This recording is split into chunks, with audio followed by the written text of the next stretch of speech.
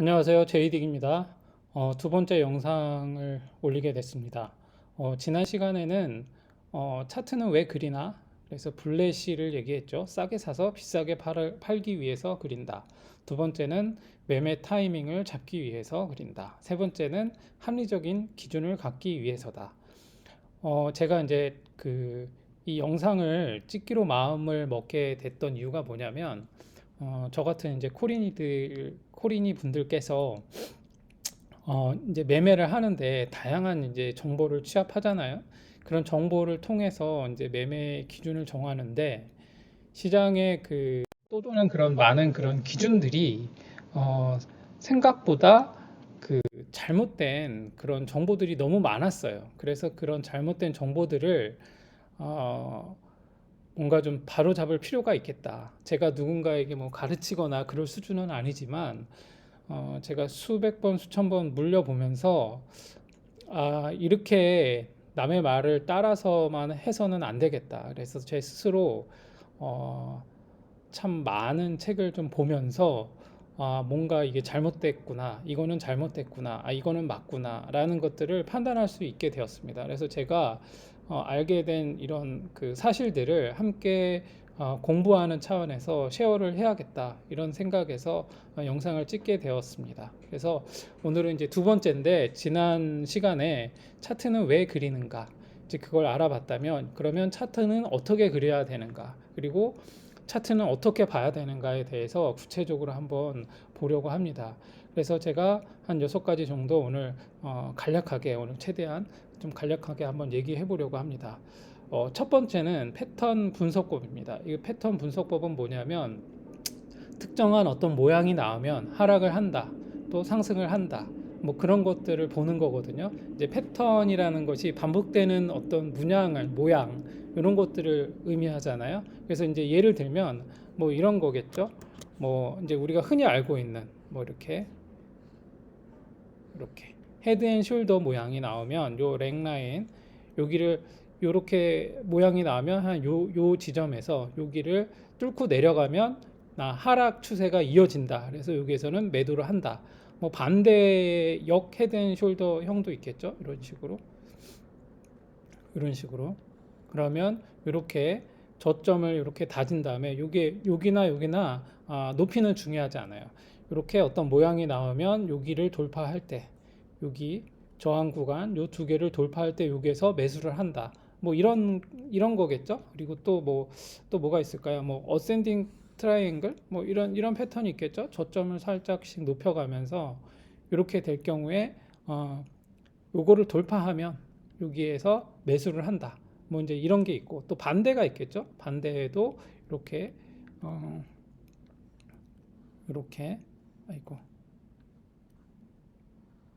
고점을 이렇게 낮추면서 이렇게 내려올 때,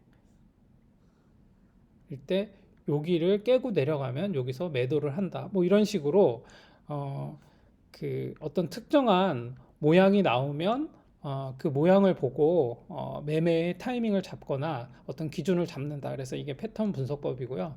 두 번째는 뭐냐면 이제 추세 분석법이거든요. 이제 영어로는 트렌드라고 하는데, 이건 뭐냐면 가격의 흐름을 얘기하는 거예요.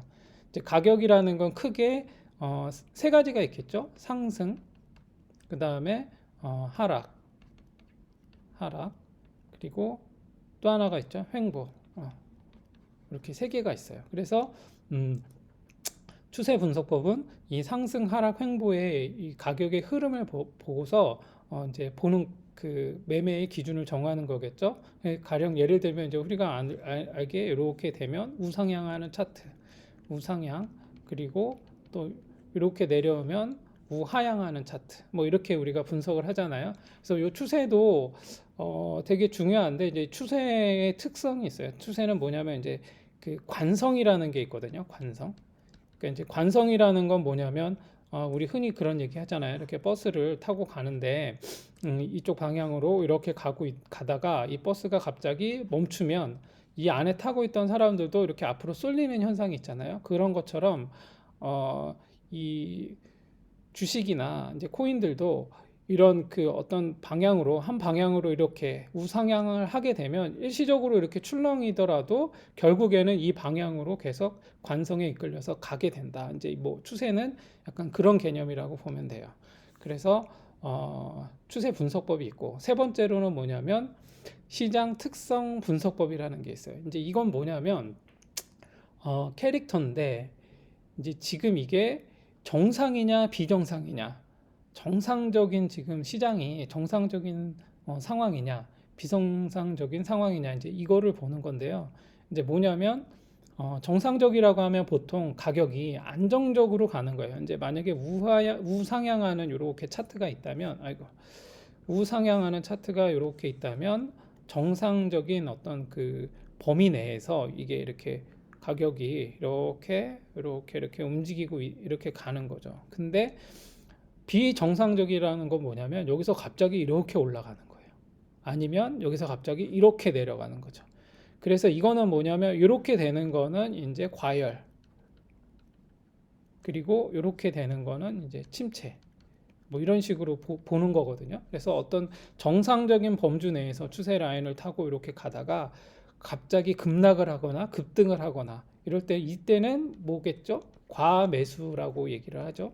이때는 과매도, 이런 현상이 일어나는 거예요. 그래서 이런 것들을 보는 게 이제 주로 우리가 활용하는 게 보조 지표를 활용하거든요. 보조 지표를 활용해서 뭐 RSI, 뭐 스토캐스틱, MACD, 오실레이터, 뭐 일목균형표, 뭐 이동평균선, 뭐 CCI, 볼린저 밴드, 뭐 이런 되게 다양한 보조 지표를 이용해서 이 지표를 과열인가 침체인가 요 지표를 판단해서, 야 지금은 너무 과매도 상태니까 물타기를 하자, 아니면 지금 매수를 하자, 아니면 너무 과열됐으니까 매도를 하자, 지금 과열됐으니까 너무 고점이야, 그러니까 지금 매도를 하자. 그래서 그 매수와 매도 타이밍을 잡는 것, 요게 시장 특성 분석법이라고 합니다. 그리고 이제 네 번째로는 뭐냐면 이제 네 번째로는 시장 구조 이론이 있어요. 이제 이 시장 구조 이론이라는 것은 이제 요거는 예를 들면 제가 이제 앞으로 요거를 되게 파셜로 집중적으로 이제 얘기를 할 건데, 예를 들면 엘리엇 파동 이론이라는 게 있어요. 이제 엘리엇 파동 이론이라는 건 뭐냐면 이제 뭐 다들 이제 책을 사신 분들도 있고 대충 들어서는 다 알고 계실 거예요. 이렇게 엘리엇 파동 이론은 이렇게 세 번의 상승과 두 번의 하락. 그래서 이렇게 세 번의 상승과 두 번의 하락이 있는 거. 이게 엘리엇 파동 이론이잖아요. 그래서 시장의 어떤 그 가격의 흐름이라든지 이런 것이 그냥 막 무질서하게 그냥 막 이렇게 가는 것 같지만 그런 게 아니라 이렇게 특정한 어떤 파동에 의해서 시장의 가격이 형성되고 오르고 내리고 한다라는 거예요. 그래서 그 대표적인 게 이제 엘리엇 파동 이론인데, 제가 영상을 찍으려고 마음먹었던 것 이유 중에 또 하나가 이 엘리엇 파동 이론에 대해서 한번 좀 구체적으로, 물론 유튜브에 보면 많이들 나와 있기는 해요. 그래서 그런데 이제 저도 너무 그 엘리엇 파동 이론이나 이런 것들이 보니까 너무 과거 영상들이 되게 많더라고요. 그래서 저도 이제 수없이 많이 찾아봤는데 제가 이제 딱 한 채널을 한번 봤어요. 그 채널은 되게 괜찮긴 하더라고요. 그래서 제가 그걸 보면서 저도 이거 직접 내가 한번 이거를 짧게 해서 구체적으로 여러 가지 그 실제로 차트를 보면서 이 이론에 대해서 한번 얘기를 해봐야겠다. 그리고 엘리엇 파동이라는 것이 생각보다 되게 많이 좀 복잡하고 어렵거든요. 되게 이렇게 지금은 이렇게 1, 2, 3, 4, 5, A, B, C 이렇게 해가지고 쉽게 이렇게 나오지만 막상 차트를 보면 이게 생각보다 되게 복잡하고 어려워요. 왜? 그 이유 중에 하나가 뭐냐면 너무 예외적인 게 많아요. 그 예외적인 게 많고 그 복합 뭐 파동 뭐 이런 것들이 되게 많아서 이 엘리엇 파동 이론을 이렇게 하나하나 실제 실전에서 적용한다라는 게 쉽지가 않아요. 그래서 제가 이렇게 공부하고 나서 이제 실전에서 매매를 하면서 이거를 이렇게 봐야겠다. 이것을 함께 실전에서 이것을 보는 게 되게 중요하기 때문에 여러분들하고 엘리엇 파동 이론 이것을 함께 공부하면서 같이 매매를 실제로 한번 응용해서 해보는 것들을 앞으로 쭉 해보려고 합니다. 그래서 네 번째는 이 시장 구조 이론 뭐 이런 게 있고, 그 다음에 뭐 엘리엇 파동 이론 말고도 제가 또 엘리엇 파동하고 거의 뭐 견줄 만큼 되게 신빙성 있는 이론이 하나 있는데, 그게 뭐냐면 보조지표로도 나와 있어요. 일목균형표거든요. 일목균형표. 이제 요거는 이제 그 호소다 고이치라고 일본인이 이제 이 사람도 이제 거의 전설적인 투자자인데, 제가 일본 원래는 이제 일본에서 캔들이 시작됐다라고 보고 있잖아요. 많은 사람들이 이제 이 캔들이 일본에서 시작됐다. 그래서 이제 캔들의 아버지라고 불리는 뭐 혼마 문에이사 이 사람하고 그 호소다 고이치 일목균형표를 만든 이 호소다 고이치 이 두 사람의 그 매매법에 대해서도 제가 구체적으로 한번 얘기를 해보려고 합니다. 그래서 시장 구조 이론에 대해서는 엘리엇 파동을 비롯해서 일목균형표, 그 다음에 혼마 문에이사의 그 매매 그 법을 한번 제가 집중적으로 한번 다뤄보려고 합니다. 그래서 아무튼 이렇게 그 기술적 분석의 유형에는 이렇게 크게 네 가지가 있어요. 이렇게 네 가지가 있어서 요것들을 이제 강론에 들어가서 제가 한번 구체적으로 한번 다음 시간에 또 알아보도록 하겠습니다. 그리고 두 번째로는 이제 요 추세 분석법 요거 관련해 가지고, 그러면 추세가 뭐냐라는 것을 좀 기본적으로 알고 있어야 되거든요. 여러분들은 추세를 뭐라고 생각하시나요? 예, 추세는 고점과 저점을 이렇게 연결해서 봤을 때 이 고점과 저점이 어떻게 움직이느냐를 보고 판단하는 게 이제 추세예요. 그래서 이 고점과 저점이 이렇게 고점과 저점을 높이면서 이렇게 올라가고 있으면 그거는 우상향 추세다. 그리고 고점과 저점이 내려가면서 점점 내려가면서 추세를 형성하면 우하향 추세다. 뭐 그렇게 얘기할 수 있거든요. 뭐 예를 들면 이제 이런 거겠죠. 여기서 이제 이게 비트코인인데, 요 저점과 저점을 이렇게 연결하는 거죠. 저점과 저점을 이렇게 연결했을 때 이렇게 봤을 때 여기 저점, 그리고 여기 저점, 여기 저점. 요 저점을 연결할 때는 반드시 그 아래 꼬리를 연결해야 돼요. 바디로 이렇게 있으면 요 꼬리로 연결을 해야지, 요 바디로 연결을 하면 안 됩니다. 요 꼬리로 반드시 연결을 해서 이렇게 쭉 이렇게 가고 있으면 이제 우상향 차트다 이렇게 볼 수 있는데, 지금 비트코인 같은 경우 이렇게 우상향 차트를 그리다가 여기에서 요 지점에서 우상향을 깨고 내려왔어요. 이제 이렇게 되면 이제 반대로 어떻게 되냐? 이때는 그 고점과 고점을 제가 연결해 보라고 했잖아요. 고점과 고점을 이렇게 연결했을 때 이 고점과 여기 고점, 이렇게 여기도 마찬가지로 이렇게 위에 꼬리로 연결을 해야 돼요. 이렇게 바디로 연결을 하면 안 됩니다.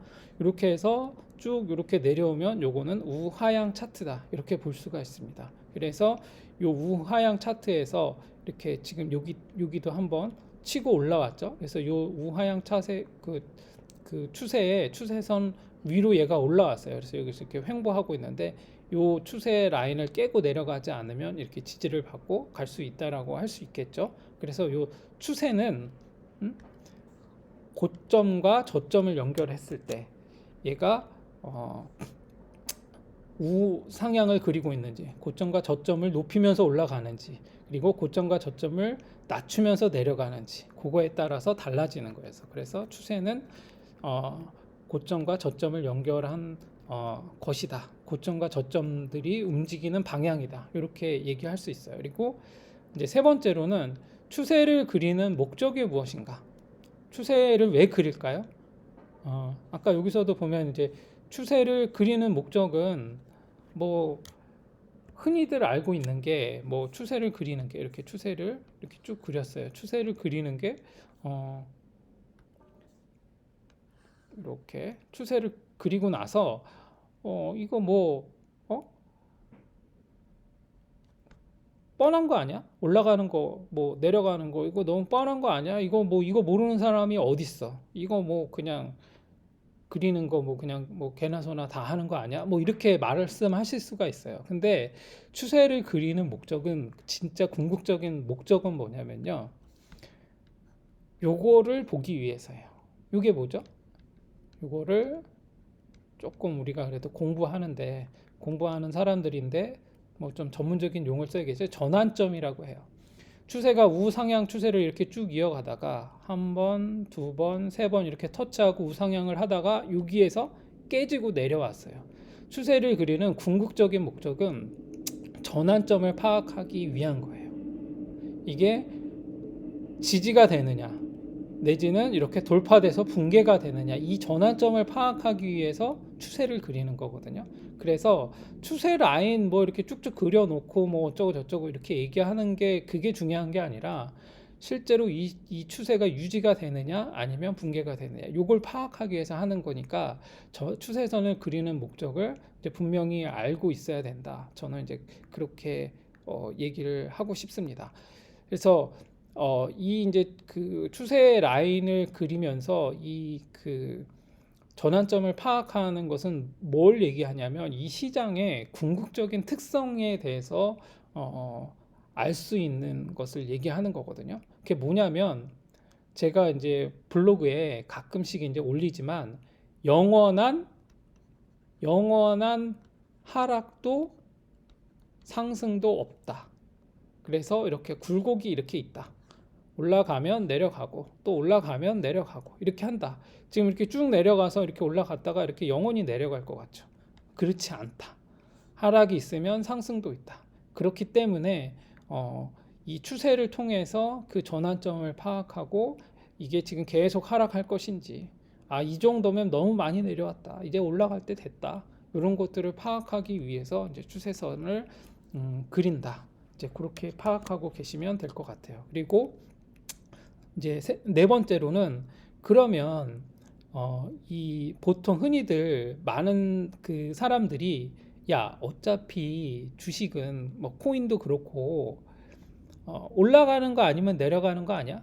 그래서 그 이 가격은 50%의 확률이다. 동전의 양면과 같다. 앞면 아니면 뒷면 아니냐? 이제 이렇게 말씀들을 많이 하세요. 근데 정확하게 보면 아까 제가 이 추세 얘기하면서 얘기했는데 50%의 확률이 아닙니다.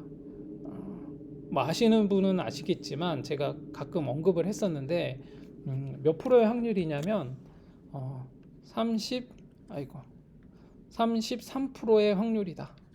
이 가격의 예측은 가격 예측을 할 때 우리가 상승이냐 하락이냐라고 했을 때 50% 확률이 아니고 34%의 확률이다. 왜냐?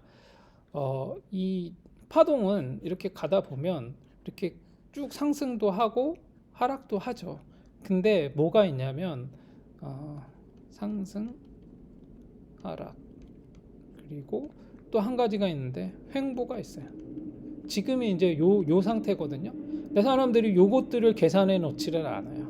그렇기 때문에 이게 왜 중요하냐면 제가 100만 원으로 어떤 종목을 매수를 했어요. 그러면 이제 어떤 기대 심리가 있죠? 이 100만 원이 50%의 확률이기 때문에 오르거나 내리거나 둘 중 하나다. 그렇기 때문에 어차피 뭐 아니면 도니까 내가 100만 원을 매수해서 이제 상승할 걸로 기대를 해서 이제 매수를 했겠죠. 그러면 이렇게 하락을 하면 나는 이제 매도를 하겠다. 이렇게 이제 막 마음을 먹고 있었어요. 근데 얘가 이렇게 오르는 듯 하더니 좀 내려갔다가 다시 또 오르다가 뭐 이렇게 하더니 계속 오르지도 내리지도 않고 계속 이러고 있어요. 이렇게 횡보하기를 뭐 한 달, 두 달, 세 달, 네 달 이렇게 갈 수도 있거든요. 근데 이거를 예측해 놓지 않으면 제가 그 예수금이 예수금이 100만 원이에요. 내지는 전 재산이 100만 원이야. 근데 이 50%의 확률을 예측하고 이렇게 돈을 전 재산을 투입을 했는데 얘가 계속 이러고 있어요. 몇 달째. 그러면 제가 전 재산이 100만 원인데 제가 뭐 생활을 하다 보면 이 돈이 필요할 수도 있을 거 아니에요? 근데 계속 얘가 이러고 있어. 그러면 제가 투자한 사람의 입장에서는 뭐냐면 이거를 아, 빼지도 못하고 어떻게 하지도 못하는 상황이 계속 생겨요.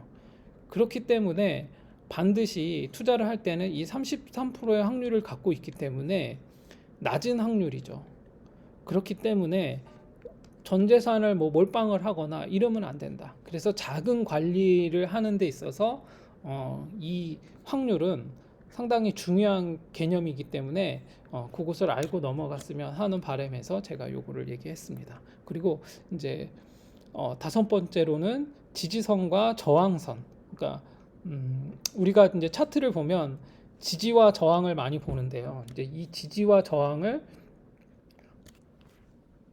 이제 흔히들 얘기하면 가격이 하락할 때 더 이상 내려가는 것을 이제 막아주는 걸 우리가 지지 라인이라고 하잖아요. 이제 보통 이렇게 있으면 가격이 더 이제 내려가는 거를 막아주는 거예요. 이제 비트코인인데 이렇게 되는 게 이제 이렇게 되면 요게 요 선이 이제 지지선이 되겠죠. 그리고 반면에 여기 위에 이렇게 요거는 일단 저항선이 되겠죠. 여기는 지지, 여기는 저항. 요거는 뭐 다 알고 계시잖아요. 이제 이제 이렇게 되는데 여기서 올라가다가 이 저항을 맞고 내려오고. 근데 이제 어떤 일이 발생하냐면 제가 이제 지지와 저항을 얘기를 한 이유는 뭐냐면 이렇게 다 알고 계실 텐데 한번 그냥 리마인드 차원에서 제가 얘기하는 거예요. 이렇게 이 저항이 됐던 게 뚫리는 경우가 있어요. 이렇게 뚫고 올라가면 이때부터는 이 뚫고 올라가면 얘가 더 이상 저항이 되는 게 아니라 지지 라인으로 변경이 돼요. 그러면 왜 이제 저도 되게 의문이었는데 이 왜 저항선이 이렇게 뚫리면 지지가 되냐? 그리고 이 지지선이 뚫리면 다시 또 못 올라가는 저항선이 되거든요. 이게 왜 그런가? 이게 되게 궁금했어요. 이게 무슨 어떤 특별한 어떤 메커니즘이 있는 건가? 그 저항과 지지가 이렇게 변환이 되는 게 과연 무슨 어떤 의미가 있는 건가? 그것 때문에 이제 되게 궁금했었는데 이제 이게 저항선과 지지선이 이제 역전된다라고 표현을 하거든요. 근데 왜 그런가? 그걸 보면은 이제 이거는 그 사람의 심리 때문에 그래요. 투자자들의 심리. 이제 이게 되게 중요한데 이 투자자의 심리, 이 심리가 뭐냐면 제가 예를 들어서 이제 여기에서 이게 올라갈 거라고 생각해서 한 요 정도 지점 다시 한번 제가 볼게요. 여기에서 한 요 지점에서 제가 매수를 했어요. 그런데 이렇게 쭉 맞고 내려왔어요. 이렇게. 그럼 어떻게 되죠? 이거 이제 망했다. 어떡하지? 그러면 제가 여기에 물려 있는 저는 어떤 생각을 하고 있냐면 야, 여기 올라오기만 해봐. 나 그냥 매도할 거야. 그런데 얘가 이렇게 올라왔어요. 그러면 여기서 막 매도를 하겠죠? 그럼 매도를 하면 어떻게 되겠어요? 다시 이렇게 떨어져요. 근데 이렇게 떨어지지 않고 요 지지선에서 얘가 막 밟고 올라가요. 이렇게 쭉 올라가요. 그럼 이제 여기에 있던 사람들이 이렇게 내려왔을 때 매도를 했음에도 불구하고 이 매물을 다 받으면서 이렇게 쭉 올라갔어요. 그렇게 되면 이제 사람들이 어떤 생각이 드냐면 여기에서 요 지점에서 야 이제 이거 그냥 간다. 그렇게 되면 여기서 이제 막 추가 매수, 추경 매수 아니면 여기가 지지가 확인됐다라고 생각을 해서 사람들이 막 매수하려는 심리가 생겨요. 그렇기 때문에 이게 한번 뚫리고 나면 이 저항 역할을 했던 게 지지선이 되는 거예요. 마찬가지로 요 아래점도 마찬가지예요. 요 아래점도. 여기가 이제 지지 라인도 내가 여기서 이제 매수를 했는데 여기가 이제 지지 라인이라고 보고 매수를 했어요. 그럼 이제 사람들이 여기서도 매수하고 여기서도 매수하고 여기 지지 라인이다. 야 여기서 매수해. 바닥에서 매수해. 막 이렇게 했는데 얘가 갑자기 이렇게 뚫고 내려가요. 그러면 여기에 있던 사람들이 막 뭐 그냥 패닉셀도 나오고 막 하겠죠. 그러면 여기에 미처 대응을 하지 못한 사람들이 여기 막 물려 있을 거 아니에요. 그러면 여기 쭉 내려오고 난 다음에 여기를 돌파하려고 하면 여기에 있던 사람들이 또 막 여기와 똑같은 입장이죠. 여기서 막 매도를 막 하는 거예요. 그러면 얘가 저항선이 되면서 올라가지 못하는 거예요. 그래서 지지와 저항선은 왜 역전이 되는가? 뭐 이런 것들을 좀 심리적으로 사람들의 그 심리가 이 차트에서 그렇게 녹아져서 반영이 되고 있다. 그렇게 보면 될 것 같아요. 그래서 이제 끝으로 그래서 이제 차트가 뭐냐? 응?